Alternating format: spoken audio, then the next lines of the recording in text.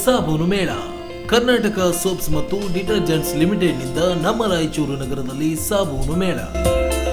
ಸಾಬೂನು ತಯಾರಿಕೆಯಲ್ಲಿ ವಿಶ್ವದಲ್ಲಿಯೇ ಹೆಸರು ಗಳಿಸಿರುವ ಹಾಗೂ ಶತಮಾನೋತ್ಸವವನ್ನ ಪೂರೈಸಿರುವ ಕರ್ನಾಟಕ ಸರ್ಕಾರದ ಹೆಮ್ಮೆಯ ಸಂಸ್ಥೆ ಎಂಬ ಖ್ಯಾತಿಗೆ ಪಾತ್ರವಾಗಿರುವ ಕರ್ನಾಟಕ ಸೋಪ್ಸ್ ಮತ್ತು ಡಿಟರ್ಜೆಂಟ್ಸ್ ಲಿಮಿಟೆಡ್ ರಿಯಾಯಿತಿ ದರದಲ್ಲಿ ತನ್ನ ಉತ್ಪನ್ನಗಳ ಪ್ರದರ್ಶನ ಹಾಗೂ ಮಾರಾಟ ಮೇಳವನ್ನ ಆಯೋಜನೆ ಮಾಡುತ್ತಿದೆ. ನಮಸ್ಕಾರ, ನೀವು ನೋಡ್ತಾ ಇದ್ದೀರಾ ಮೆಗಾ ನ್ಯೂಸ್. ಮೊದಲಿಗೆ ಹೆಡ್ಲೈನ್ಸ್. ಮಾತೃತ್ವ ದಿನದ ಅಂಗವಾಗಿ ರಕ್ತದಾನ ಶಿಬಿರ, ಇನ್ನೊಂದು ಜೀವ ಉಳಿಸುವುದು ಮಾದರಿ ಕಾರ್ಯ. ಶಾಂತಮಲ್ಲ ಶಿವಾಚಾರ್ಯರು. ಎಲ್ಬಿಎಸ್ ನಗರದ ಒತ್ತುವರಿ ಕಟ್ಟಡ ತೆರವು ಪೂರ್ಣ. ಕೊನೆ ಭಾಗದ ರೈತರಿಗೆ ನೀರು ಒದಗಿಸಲು ಸೂಕ್ತ ಕ್ರಮ. ಡಾಕ್ಟರ್ ಶಿವರಾಜ್ ಪಾಟೀಲ್ ಪ್ರಶ್ನೆಗೆ ಜಲಸಂಪನ್ಮೂಲ ಸಚಿವರ ಭರವಸೆ. ಮತ್ತು ಬಾಲ್ಯ ವಿವಾಹ ನಡೆದಲ್ಲಿ ಸ್ವಯಂ ಸೇವಕರ ವಿರುದ್ಧವೂ ಕ್ರಮಕ್ಕೆ ಸೂಚನೆ. ಅನ್ನದಾನ, ಭೂಮಿದಾನ ಸೇರಿದಂತೆ ಹಲವು ದಾನಗಳು ಇಂದು ಸಮಾಜದಲ್ಲಿ ಶ್ರೀಮಂತವಾಗಿದ್ದು ಎಲ್ಲಾ ದಾನಗಳಿಗಿಂತ ರಕ್ತದಾನ ಶ್ರೇಷ್ಠವಾಗಿದೆ ಎಂದು ಕಿಲ್ಲೆ ಬೃಹನ್ಮಠದ ಶಾಂತಮಲ್ಲ ಶಿವಾಚಾರ್ಯ ಸ್ವಾಮೀಜಿ ಹೇಳಿದರು. ಅವರಿಂದು ನಗರದ ಭಾರತೀಯ ವೈದ್ಯಕೀಯ ಸಂಘದ ಸಭಾಂಗಣದಲ್ಲಿ ಪ್ರಜಾಪಿತ ಬ್ರಹ್ಮಕುಮಾರಿ ಈಶ್ವರೀಯ ವಿಶ್ವವಿದ್ಯಾಲಯ ಹಾಗೂ ವಿವಿಧ ಸಂಘ ಸಂಸ್ಥೆಗಳಿಂದ ಹಮ್ಮಿಕೊಂಡಿದ್ದ ರಕ್ತದಾನ ಶಿಬಿರದ ಉದ್ಘಾಟನೆ ಕಾರ್ಯಕ್ರಮದಲ್ಲಿ ಸಾನ್ನಿಧ್ಯ ವಹಿಸಿ ಮಾತನಾಡಿದರು. ಜೀವ ಇದ್ದರೆ ಏನನ್ನಾದರೂ ಸಾಧಿಸಬಹುದಾಗಿದೆ, ಆದರೆ ಜೀವವನ್ನ ನೀಡಲು ರಕ್ತದಾನ ಒಂದೇ ಮಾರ್ಗವಾಗಿದ್ದು ಬ್ರಹ್ಮಕುಮಾರಿ ಈಶ್ವರೀಯ ವಿಶ್ವವಿದ್ಯಾಲಯದಿಂದ ಅತ್ಯಂತ ಅರ್ಥಪೂರ್ಣವಾದ ಕಾರ್ಯಕ್ರಮವನ್ನ ಮಾಡಲಾಗುತ್ತಿದೆ ಎಂದರು. ಸರ್ ಇಲ್ಲಿ ನೋಡಿ.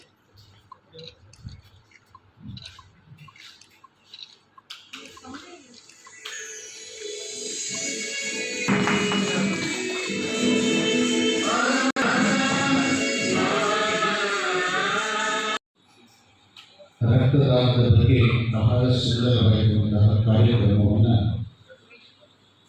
ಈ ರಕ್ತ ಭಂಡಾರ ನಿಧಿಯಾಗಿರ್ಬೋದು, ಪ್ರಜಾಪಿತ ಬ್ರಹ್ಮಕುಮಾರಿ ಈಶ್ವರ ವಿಶ್ವವಿದ್ಯಾಲಯದವರಾಗಿರ್ಬೋದು ಬೃಹತ್ ರಕ್ತದಾನವನ್ನು ಹಮ್ಮಿಕೊಂಡಿದ್ದಾರೆ. ನಮ್ಮಲ್ಲಿ ಪ್ರಚಲಿತವಾಗಿರುವಂತಹ ದಾನಗಳಿದ್ದಾವೆ. ಭೂಮಿದಾನ, ವಸ್ತ್ರದಾನ, ಸುವರ್ಣದಾನ, ರಜತದಾನ, ಕನ್ಯಾದಾನ, ಅನ್ನದಾನ, ಇನ್ನೂ ಅನೇಕ ಸಾವಿರಾರು ವಿಧವಾಗಿರ್ತಕ್ಕಂಥ ದಾನಗಳು ಇತಿಹಾಸದಲ್ಲಿಯೇ ಪ್ರಚಲಿತದಲ್ಲಿಯೇ ಇವು ಹಾಗೆ ಮುಂದುವರಿಸಿಕೊಂಡು ಹೋಗ್ತಾ ಇದೆ. ಇವೆಲ್ಲವೂ ಕೂಡ ಜೀವಂತವಾಗಿ ಇರಬೇಕಂದ್ರೆ ಈ ಕನ್ಯಾದಾನ ಆಗಿರ್ಬೋದು, ಭೂದಾನ ಆಗಿರ್ಬೋದು, ಮನೆ ದಾನ ಆಗಿರ್ಬೋದು, ಈ ಎಲ್ಲ ದಾನಗಳ ಜೀವಂತವಾಗಿರ್ಬೇಕಂತಂದ್ರೆ ಇವತ್ತಿನ ಈ ಕಲಿಯುಗದಲ್ಲಿ ಅತ್ಯಂತ ದೊಡ್ಡದಾಗಿರ್ತಕ್ಕಂಥ ದಾನ ಯಾವುದಾದ್ರೂ ಇದ್ರೆ ಅನ್ನದಾನಕ್ಕಿಂತ ಶ್ರೇಷ್ಠ ದಾನ ಯಾವುದಂತಂದ್ರೆ ರಕ್ತದಾನ ಅಂತ. ಜೀವ ಇದ್ರೇನೆ ಎಲ್ಲವಷ್ಟು ಸಾಧ್ಯ. ಜೀವ ಇಲ್ಲದೆ ಏನಪ್ಪ ಅಂದರೆ ನಾವೇನು ಮಾಡಲಿಕ್ಕೆ ಆಗೋದಿಲ್ಲ. ಈ ನಿಟ್ಟಿನ ಚೌಕಟ್ಟಿನಲ್ಲಿ ಇವತ್ತು ಪ್ರಜಾಪಿತ ಬ್ರಹ್ಮಕುಮಾರಿ ಈಶ್ವರ ವಿಶ್ವವಿದ್ಯಾಲಯದ ರಾಜಯೋಗಿನಿಯಾಗಿರುವಂತಹ ರಾಗಿ ಪ್ರಕಾಶ್ ಮಣೇಜಿಯವರ 18ನೇ ಪುಣ್ಯ ಸ್ಮರಣೋತ್ಸವವಾಗಿ ಹಮ್ಮಿಕೊಂಡಿರ್ತಕ್ಕಂಥ ಈ ರಕ್ತದಾನ ಶಿಬಿರ ಬಹಳ ಅರ್ಥಪೂರ್ಣವಾಗಿರುವಂಥದ್ದು. ಈಗೆಲ್ಲ ಪುಣ್ಯ ಸ್ಮರಣೋತ್ಸವವನ್ನು ಮಾಡ್ತಾರೆ, ಮನೆಯಲ್ಲಿ ಫೋಟೋ ಇಟ್ಟು ಅದಕ್ಕೊಂದಿಷ್ಟು 2 ಫೀಟು 3 ಫೀಟು 6-7 ಇಂಚು ಪ್ರಿಂಟು ಅದು ಎಲ್ಲ ವಿಧ ವಿಧವಾಗಿರ್ತಕ್ಕಂಥ ಫೋಟೋ ಇಟ್ಟು ಅಲಂಕಾರವನ್ನು ಮಾಡಿ ಅವರು ಮನೆಯೊಳಗೆ ಊಟ ಮಾಡಿ ಬಂದಿರತಕ್ಕಂಥ ಎಲ್ಲರೂ ಕೂಡ ಭಿಕ್ಷಾ ಭೋಜ. ಇದೇ ವೇಳೆ ನಗರ ಶಾಸಕ ಡಾಕ್ಟರ್ ಶಿವರಾಜ್ ಪಾಟೀಲ್ ಮಾತನಾಡಿ, ರಾಯಚೂರು ಹಿಂದುಳಿದ ಜಿಲ್ಲೆಯಾಗಿದ್ದು ಜಿಲ್ಲೆ ಸೇರಿದಂತೆ ಕಲ್ಯಾಣ ಕರ್ನಾಟಕ ಭಾಗವು ಅತ್ಯಂತ ಹಿಂದುಳಿದ ಭಾಗವೆಂಬ ಹಣೆಪಟ್ಟಿಯನ್ನ ಕಟ್ಟಿಕೊಂಡಿದ್ದು ಈ ಭಾಗದಲ್ಲಿ ಹೆಚ್ಚಾಗಿ ರಕ್ತಹೀನತೆ ಪ್ರಕರಣಗಳನ್ನ ಕಾಣುತ್ತೇವೆ. ಈ ಭಾಗದಲ್ಲಿ ರಕ್ತದ ಕೊರತೆಯನ್ನ ನೀಗಿಸಲು ರಕ್ತದಾನ ಶಿಬಿರಗಳು ಮಹತ್ವದ ಪಾತ್ರವನ್ನ ವಹಿಸುತ್ತವೆ ಎಂದು ತಿಳಿಸಿದರು. ಹೆರಿಗೆ ಸಮಯದಲ್ಲಿ ಗರ್ಭಿಣಿಯರಿಗೆ ರಕ್ತದ ಅವಶ್ಯಕತೆ ತುಂಬಾ ಇರುತ್ತದೆ. ರಕ್ತದಾನ ಮಾಡಲು ಪ್ರತಿಯೊಬ್ಬರು ಮುಂದಾಗಬೇಕು. ಆರೋಗ್ಯ ಕ್ಷೇತ್ರದ ಎಲ್ಲಾ ಸಿಬ್ಬಂದಿಗಳು ಕೂಡ ರೋಗಿಗಳ ಆರೈಕೆ ಮಹತ್ವದ ಪಾತ್ರವನ್ನ ವಹಿಸುತ್ತಾರೆ ಎಂದು ಹೇಳಿದರು. ಇವತ್ತು ಬ್ರಹ್ಮಕುಮಾರಿ ಈಶ್ವರೀಯ ವಿಶ್ವವಿದ್ಯಾನಿಲಯದಿಂದ ಮಾಡ್ತಾ ಇದ್ದಾರೆ ನಿಜವಾಗ್ಲೂ ಶ್ಲಾಘನೀಯವಾದಂಥ ಕೆಲಸ. ಯಾಕೆಂದರೆ ಇವತ್ತು ನಮ್ಮ ರಾಯಚೂರು ನಿಮಗೆಲ್ಲರಿಗೂ ಗೊತ್ತು ಅತ್ಯಂತ ಹಿಂದುಳಿದ ಜಿಲ್ಲೆ, ಎಸ್ಪೆಷಲಿ ಮಾಲ್ ನ್ಯೂಟ್ರಿಷನಲ್ಲಿ ನಮ್ಮ ಎಲ್ಲ ಮಕ್ಕಳಾಗಿರ್ಬೋದು, ತಾಯಂದಿರಾಗಿರ್ಬೋದು, ನಮಗೆ ಸ್ವಲ್ಪ ರಕ್ತಹೀನತೆ ಜಾಸ್ತಿ ಈ ಭಾಗದ ಜನರಿಗೆ. ಯಾಕೆಂದರೆ ನಮ್ಮಲ್ಲಿ ಕಾಯಿಪಲ್ಯ ತಿನ್ನುವಂಥ ಜನ ಹಳ್ಳಿಗಳಲ್ಲಿ ಕಡಿಮೆ. ನಾವು ಬೆಳೆದ್ರೂ ತಿನ್ನಂಗಿಲ್ಲ, ಕಾಳು ಕಡ್ಡಿ ತಿನ್ನುವಂಥ ಜನಾಂಗ ನಮ್ಮದು. ಇದು ಎಲ್ಲರ ಮನೇಲಿ ಇರ್ಬೋದು, ಶ್ರೀಮಂತರ ಮನೇಲಿ ಇರ್ಬೋದು, ಬಡವರ ಮನೇಲಿ ಇರ್ಬೋದು, ಸ್ವಲ್ಪ ಕಾಯಿಪಲ್ಯ ಬಳಸೋದು ಕಡಿಮೆ. ಈ ಬೆಂಗಳೂರು ಮೈಸೂರು ಜನರಿಗಿಂತ ಬಹಳಷ್ಟು ಕಡಿಮೆ. ಮತ್ತು ವಿಶೇಷವಾಗಿ ಇತ್ತೀಚಿನ ದಿನಗಳಲ್ಲಿ ಬದಲಾವಣೆ ಆಗಿದೆ. ಆದರೆ ಹಿಂದಿನ ದಿನದಲ್ಲಿ ಸ್ವಲ್ಪ ನಮ್ಮ ಹೆಣ್ಮಕ್ಳ ಬಗ್ಗೆ ಕಾಳಜಿನೇ ಕಡಿಮೆ. ಆದರೆ ಇತ್ತೀಚಿನ ದಿನಗಳಲ್ಲಿ ಸ್ವಲ್ಪ ಬಂದಿದೆ, ಎಲ್ಲರೂ ಮಾಡ್ತಾರೆ. ಆದರೆ ಡೆಲಿವರಿ ಟೈಮಲ್ಲಿ ಇನ್ನೂ ನಮ್ಮಲ್ಲಿ ಅತಿ ಹೆಚ್ಚಿನ ಸಂಖ್ಯೆಯಲ್ಲಿ ರಕ್ತಹೀನತೆ ಇರೋದು ನಮ್ಮ ಆಶಾ ಕಾರ್ಯಕರ್ತರಿಗೆ ಭಾಳಷ್ಟು ಚೆನ್ನಾಗಿ ಗೊತ್ತಿದೆ ಅಂತೇಳಿ ಅನಿಸ್ತದೆ. ಯಾಕಂದರೆ ನಮ್ದು ಯಾವುದೇ ಕಾರ್ಯಕ್ರಮ, ಸರ್ಕಾರದ ಕಾರ್ಯಕ್ರಮದಲ್ಲಿ ಬಹುಶಃ ಮನೆ ಮನೆಗೆ ತಲುಪಿಸುವಂಥವ್ರು ಅಲ್ಲಿ ಕೂರ್ತಿದ್ದಾರಲ್ಲ, ಅವರು ಯಾವ ವೈದ್ಯರೇ ನಾವು ಆರ್ಡರ್ ಮಾಡ್ತೀವಿ ಅಷ್ಟೇ. ಇವತ್ತು ನಾನು ನನ್ನ ಆಸ್ಪತ್ರೆ, ನನ್ನದು ದೊಡ್ಡ ಆಸ್ಪತ್ರೆ ರಾಯಚೂರಲ್ಲಿದ್ರೂ ನಾನೇ ಮುಂದೆ ಸ್ಟೆಥೋಸ್ಕೋಪ್ ಹಾಕೊಂಡು ಹೋಗಿ ಉಸಿರಾಡ ಅಂತೇಳಿ ನೋಡ್ಕೊಂಡು ಬಂದ್ಬಿಡ್ತೀವಿ. ಅದ್ರ ದಿನಪೂರ್ತಿ ಆ ಒಂದು ಪೇಷಂಟ್ನ ಪಕ್ಕದಲ್ಲಿ, ಆ ರೋಗಿಯ ಪಕ್ಕದಲ್ಲಿ ಅವ್ರು ವಾಂತಿ ಮಾಡಿದ್ರು, ಸಂಡಾಸ್ ಮಾಡಿದ್ರು, ಏನು ಮಾಡಿದ್ರು ಅದನ್ನು ಬಳದು ಸಿಂಗಾರ ಮಾಡಿ ಮತ್ತೆ ಚಿಕಿತ್ಸೆ ಕೊಡುವಂಥ ಕೆಲಸ ಯಾರಾದರೂ ಮಾಡ್ತಿದ್ರೆ ಅದು ಗ್ರೌಂಡ್ ವರ್ಕರ್ಸ್ ಮಾಡ್ತಾರೆ, ಅದು ಆಶಾ ಕಾರ್ಯಕರ್ತರು ಸಿಸ್ಟರ್ಸ್ ಮಾಡ್ತಾರೆ. ಭಾಳ ಶ್ಲಾಘಿಸುವಂಥ ಕೆಲಸ ಅದು. ನಾವು ಆವಾಗ ನೋಡ್ತಿದ್ವಿ ಮದರ್ ತೆರೇಸಾ, ನೈಟಿಂಗೇಲ್ ಬಗ್ಗೆ ಮಾತಾಡ್ತಿದ್ವಿ. ಆದರೆ ಈಗಿನ ಕಾಲದಲ್ಲಿ ಅವರೇ ಎಲ್ಲರೂ ಅಂತ ಹೇಳಿ ಬಯಸ್ತಾರೆ. ಮದರ್ ತೆರೇಸಾ ಅವರೇ, ನೈಟಿಂಗೇಲ್ ಅವರೇ. ಇವತ್ತು ಜೀವ ಕೊಡೋರು ಯಾರಾದ್ರೆ ಅದು ಕೆಳಗಿನ ಹಂತದ ನಮ್ಮ ಸಿಬ್ಬಂದಿ ವರ್ಗ, ಆರೋಗ್ಯ ಇಲಾಖೆ ಸಿಬ್ಬಂದಿ ವರ್ಗ. ಹಾಗಾಗಿ ನಮಗಿಂತ ಜಾಸ್ತಿ ಯಾವುದೇ ಸರ್ಕಾರದ ಕಾರ್ಯಕ್ರಮ ಇರಲಿ ಅವರಿಗೆ ಹೆಚ್ಚು ಪ್ರಾಕ್ಟಿಕಲ್ ನಾಲೆಜ್ ಇರೋದು. ಇವತ್ತು ಕೊರೋನಾ ಸಂದರ್ಭದಲ್ಲಿ ನಾವು ನೋಡಿದ್ದೀವಿ. ಕೊರೋನಾ ಸಂದರ್ಭದಲ್ಲಿ ಬಹುಶಃ ತಾಯಿ ಮಗನ ಸಂಬಂಧ, ಆರೋಗ್ಯ ಮತ್ತು ಕುಟುಂಬ ಕಲ್ಯಾಣಾಧಿಕಾರಿ ಡಾಕ್ಟರ್ ಸುರೇಂದ್ರ ಬಾಬು ಮಾತನಾಡಿ, ನಗರದ 5 ಸ್ಥಳಗಳಲ್ಲಿ ರಕ್ತದಾನ ಶಿಬಿರಗಳನ್ನ ಮಾಡುವ ಮೂಲಕ ರಕ್ತದ ಕೊರತೆಯನ್ನ ನೀಗಿಸುತ್ತಿರುವ ಬ್ರಹ್ಮಕುಮಾರಿ ಈಶ್ವರೀಯ ವಿಶ್ವವಿದ್ಯಾಲಯದ ಕಾರ್ಯ ಶ್ಲಾಘನೀಯವಾದದ್ದು. ಜಿಲ್ಲೆಯ ಜನರಲ್ಲಿ ರಕ್ತದಾನದ ಕುರಿತು ಇನ್ನೂ ಹೆಚ್ಚಿನ ಜಾಗೃತಿ ಮೂಡಿಸಬೇಕಾಗಿದ್ದು, ಸ್ವಯಂ ಪ್ರೇರಿತರಾಗಿ ರಕ್ತದಾನಕ್ಕೆ ಪ್ರತಿಯೊಬ್ಬರು ಮುಂದಾಗಬೇಕಿದೆ ಎಂದರು. ಕಾರ್ಯಕ್ರಮ ಆಗ್ತಾ ಇದೆ ಅಂತೇಳಿ ಜನರಿಗೆ ಗೊತ್ತಾಗ್ತಾ ಇದೆ. ಅದು ಯಾವುದಂದ್ರೆ ನಮ್ಮ ಬ್ರಹ್ಮಕುಮಾರಿ ಈಶ್ವರಿ ವಿದ್ಯಾಲಯದ ವತಿಯಿಂದ ರಾಜಯೋಗಿನಿ ದಾದಿ ಪ್ರಕಾಶ್ ಮಣಿ ಅವರ ಪುಣ್ಯತಿಥಿ ಅಂಗವಾಗಿ ಬೃಹತ್ ರಕ್ತದಾನ ಶಿಬಿರವನ್ನು ಆಯೋಜನೆ ಮಾಡಿದ್ದಾರೆ. ಅದು ಅಷ್ಟು ಇಷ್ಟಲ್ಲ, ನಿಜವಾಗ್ಲೂ ಹೇಳ್ಬೇಕಂದ್ರೆ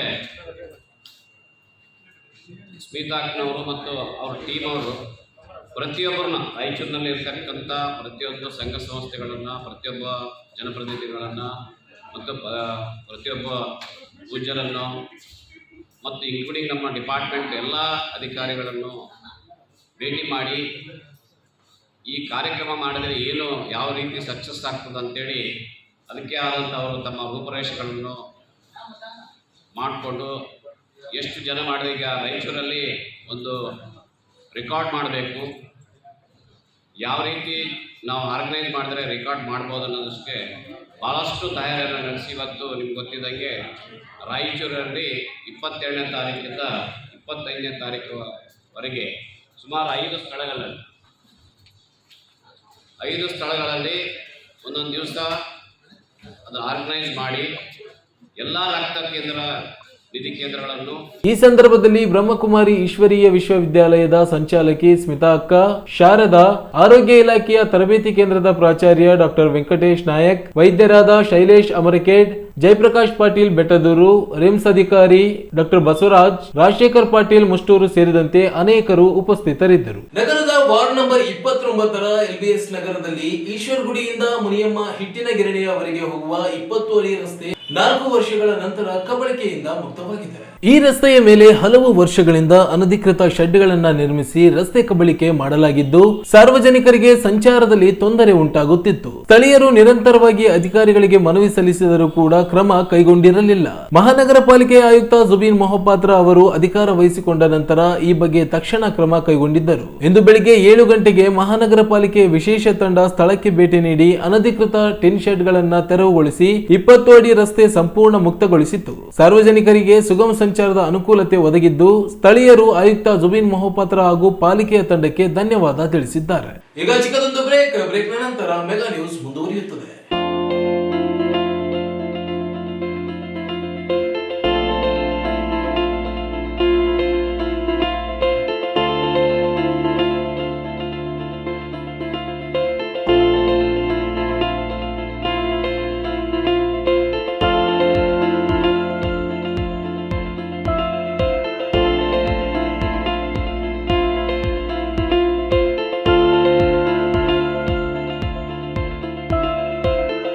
ಮೈಸೂರು ಸ್ಯಾಂಡಲ್ ಸಾಬೂನು ಮೇಳ.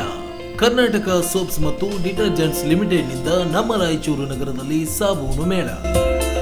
ಸಾಬೂನು ತಯಾರಿಕೆಯಲ್ಲಿ ವಿಶ್ವದಲ್ಲಿಯೇ ಹೆಸರು ಗಳಿಸಿರುವ ಹಾಗೂ ಶತಮಾನೋತ್ಸವವನ್ನ ಪೂರೈಸಿರುವ ಕರ್ನಾಟಕ ಸರ್ಕಾರದ ಹೆಮ್ಮೆಯ ಸಂಸ್ಥೆ ಎಂಬ ಖ್ಯಾತಿಗೆ ಪಾತ್ರವಾಗಿರುವ ಕರ್ನಾಟಕ ಸೋಪ್ಸ್ ಮತ್ತು ಡಿಟರ್ಜೆಂಟ್ಸ್ ಲಿಮಿಟೆಡ್ ರಿಯಾಯಿತಿ ದರದಲ್ಲಿ ತನ್ನ ಉತ್ಪನ್ನಗಳ ಪ್ರದರ್ಶನ ಹಾಗೂ ಮಾರಾಟ ಮೇಳವನ್ನ ಆಯೋಜನೆ ಮಾಡುತ್ತಿದೆ. ರಿಯಾಯಿತಿ ದರದಲ್ಲಿ ಶುದ್ಧ ನೈಸರ್ಗಿಕ ಶ್ರೀಗಂಧ ಎಣ್ಣೆಯುಕ್ತ ಉತ್ಕೃಷ್ಟ ಗುಣಮಟ್ಟದ ಉತ್ಪನ್ನಗಳ ಮೈಸೂರು ಸ್ಯಾಂಡಲ್ ಸಾಬೂನು ಮೇಳ. ಮೇಳವು ಆಗಸ್ಟ್ 31ರವರೆಗೆ ಪ್ರತಿದಿನ ಬೆಳಗ್ಗೆ 10 ಗಂಟೆಯಿಂದ ರಾತ್ರಿ 9 ಗಂಟೆಯವರೆಗೆ ನಡೆಯಲಿದೆ. ಸ್ಥಳ ಜಿಲ್ಲಾ ವೀರಶೈವ ಕಲ್ಯಾಣ ಮಂಟಪ, ಬಸವೇಶ್ವರ ರಸ್ತೆ, ರಾಯಚೂರು.